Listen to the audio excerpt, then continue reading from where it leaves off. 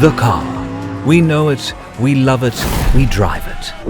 In the 21st century, it has become one of the most popular means of road transportation everywhere.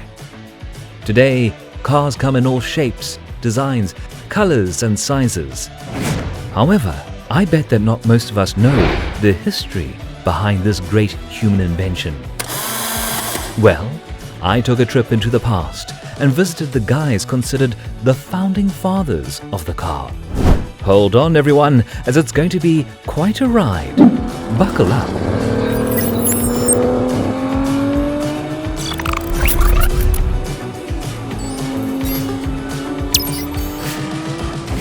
Our first stop is the 15th century in medieval France.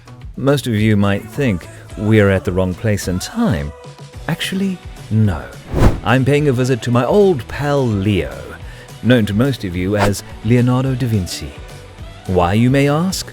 Well, he told me to check out one of his drawings. He's sort of a genius, scientist, painter, engineer, and jack of all sorts of trades. A brilliant guy. So, anyway, he tells me that he has come up with an invention that might be different from all his other inventions. How so? I ask. Leo says this invention can move on land using wheels driven by a man. Whoa! Hold up, bucko, I say. We have horses, donkeys, or even camels for that. Why do we need an invention that can do what they do? Leo eventually gets my point, though I'm pretty sure the lack of necessary equipment is what deters him and not my logical argument. I guess that's okay. The truth is, Leonardo da Vinci was the first to come up with what we might know as the ancestor of the first modern vehicle. However, he did not construct it, as the era he lived in couldn't provide him with what he needed for such an invention. His drawings were preserved, and recently, a team of guys made a prototype of his design, and the thing worked. Pretty cool, right? Fast forward to our next destination, 1769, France. Much has changed by this time, and the era of industrialization is upon us. Machinery, industries, fuel, and even roads are being developed. However, my focus is on a small European town to pay a visit to my old chum, Nicholas Joseph Cugno. I call him Nicky. There's been talk about town of a new invention he's made, a tricycle of sorts. He tells me it runs on steam. The vehicle has something that looks like a large chimney pot where hot coal is used to heat water. The water vaporizes and powers the contraption.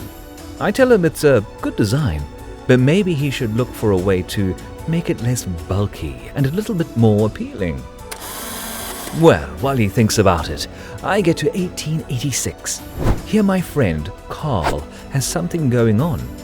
Earlier in 1878, he told me he had been working on an internal combustion engine, which he would use to power what he called a car. I didn't pay much attention to his words at the time because I couldn't figure out what he meant. Geniuses, you know. Anyway, now I hear he's built something of a wonder. I think it looks more like a carriage without a horse.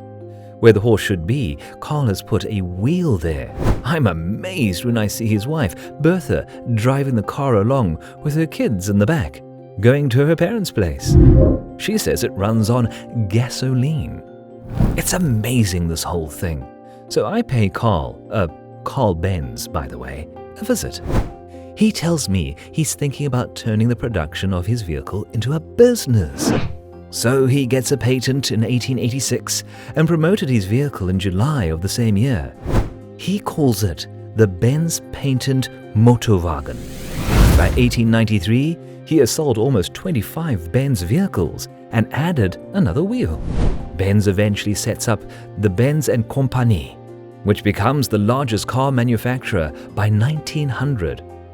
Great job, old sport, I say as I pat him on the back and wave goodbye. Before leaving this era, I think it's important to cite some of the guys that played a critical role in making the modern-day car. In 1876, Nikolaus Otto, a German engineer, built the first four-stroke internal combustion engine, also known as the Otto cycle engine, which he incorporated into motorcycles. This engine has been eventually adopted for all liquid-fueled automobiles. Gottlieb Daimler propelled this invention forward by inventing the Daimler-Maybach engine. In 1885, the first practical internal combustion engine. Back to my journey, and I think I'll venture into the early 20th century, USA.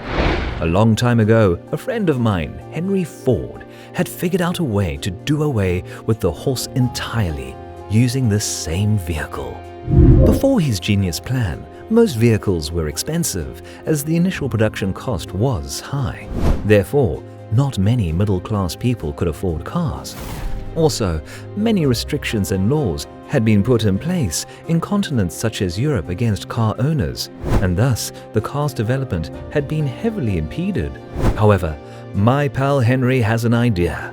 He wants cars that could be afforded by Americans whose cost of production was low. In 1901, a fellow engineer called Ransom Olds started using the assembly line technique to manufacture his line of vehicles. Henry borrowed this idea, which he used in his company, the Henry Ford Motor Company. Here, he invented the first mass-produced car called the Model T. I was there that day and was picking his mind on how he could mass-produce so many cars in a day. He told me that he used a mass assembly line whereby he could make all the car components come together along a manufacturing line. Using this method, he could make one car in just 93 minutes, saving on both cost and time. Fascinating. This new model was easy to repair and simple to drive. I drove one model myself, and I tell you, I had never driven anything so lightweight and so beautifully created myself. The price of the vehicle was only $825, the equivalent to $24,888 in today's currency. True to his word, Ford had done it, and by 1918, only 10 years later, half of the American vehicles were Model Ts. I remember he wrote and said, "The horse is done." From then on, the automotive industry grew rapidly, with many companies incorporating the mass assembly line as a means of production. Other continents, such as Europe, also repealed the existing laws and encouraged the development of cars.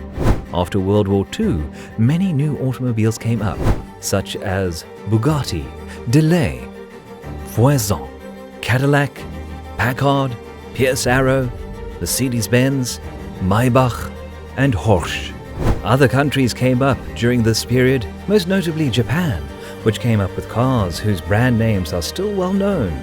Some include Suzuki, Toyota, Nissan, Honda, and Mazda.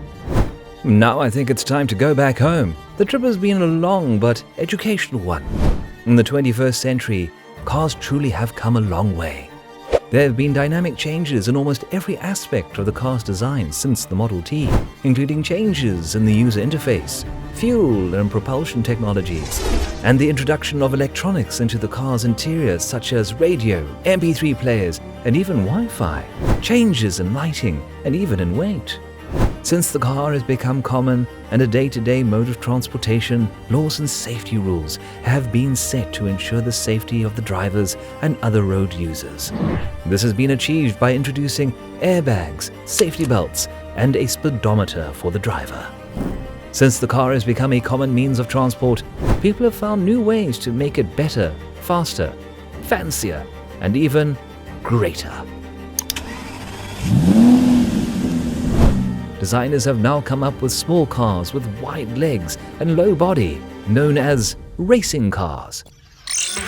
These cars have become popular for their incredible speed, sleek look, and small size. Today, car companies are seeking alternative modes of propulsion for their vehicles. This is because of the increasing air pollution from gasoline. Companies like Tesla are at the forefront of this revolution with the design of battery electric vehicles. alternate propulsion technologies such as wireless charging, hydrogen cars, and wheel hub motors are being explored. Another concern that has risen due to the use of automobiles is the increasing number of road accidents. To address this, car companies have integrated artificial intelligence into vehicle systems to create self-driving cars. I bought one of these cars recently, and all I had to do was to tell my car virtual assistant the destination I wanted to go to. Immediately, the coordinates of my location were identified and the car started. All I did was sit back, relax, and watch myself being driven. I tell you guys, the feeling is phenomenal. You should probably get yourself one of these cars. Well guys, that was my journey as I traveled different continents in various eras and sought to understand how the car came to be. As you've seen, my friends were great visionaries who saw the limitations of the modes of transport which existed in their times and found a better alternative. From Leonardo Da Vinci to Henry Ford, more than 4 centuries apart, the ball was set rolling and led us to what we have today. From what I have seen, I think the best is yet to come, because throughout this period, man has always wanted ease of movement, and I think the zenith is limitless. Who knows, maybe someday a guy will invent the car that can fly, or better yet, a new mode of transport where people can teleport themselves. That would be a cool invention. Maybe that guy is you right there. Who knows? Nothing is impossible from what I've seen. The only limitation is one's imagination.